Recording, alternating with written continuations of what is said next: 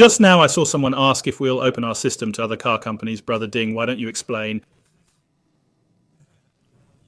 We're willing to open it up. That's not a problem. Just like how we've invested so much in battery swapping technology. Since last year, we've started opening it up to other automotive companies this year regarding our operating system. We first need to implement it ourselves, right? Then we'll use it internally across our various brands. After that, when it's mature, we'll first open it up to our supply chain partners. Then we'll open it to other automotive companies. It's a process that takes time. But our tool shop is fully capable of supporting this. We'll make it happen.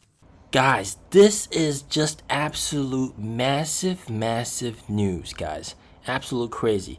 Of course, what they were talking about was SkyOS, which was just announced during NIO In, which, if you didn't know, just think of it as the next Android or the next Linux for automobiles.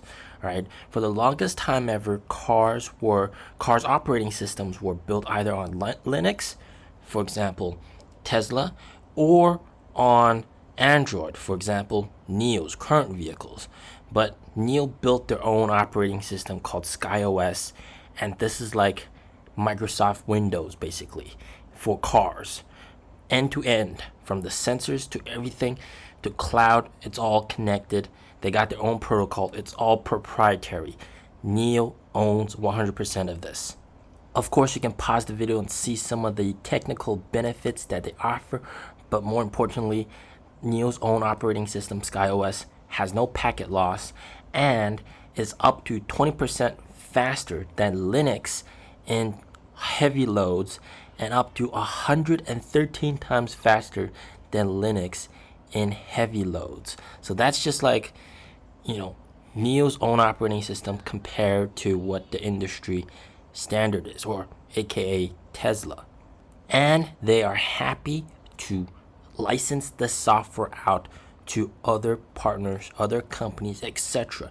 Now keep in mind, they just launched it like yesterday, so it takes some time for them to add it into their own cars, namely NIO's NT 3.0 cars.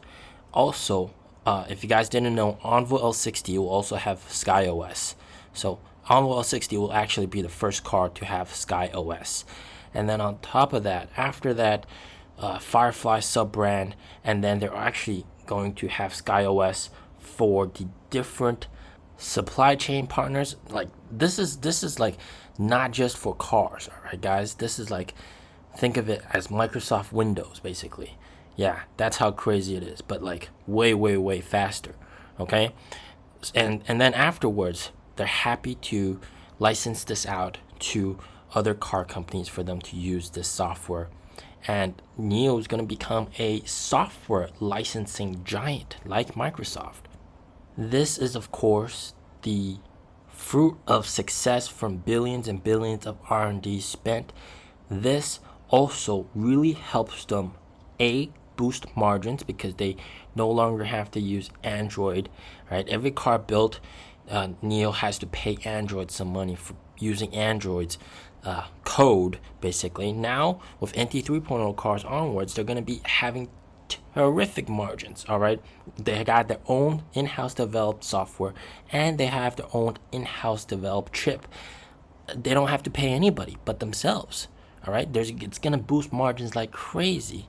And then also, what some other people are talking about right now is that NIO is immune to any sort of bullshit sanctions from the US or any sort of predatory sanctions or restrictions from the US. When the US says, oh, you guys are too competitive, we're not gonna let so and so work with you, sort of like how the US government blocked Huawei from using Android.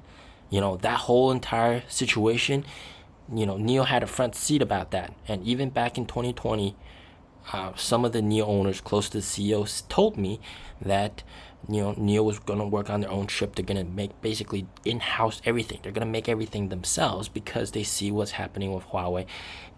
Very soon, NIO's tech is going to be so competitive that there's going to be other external factors like the US government trying to suppress NIO, trying to push NIO down, trying to choke NIO out, all right, by limiting other companies from working with NIO, or even just that, But with this, of course, NIO is immune to that. They have their own code.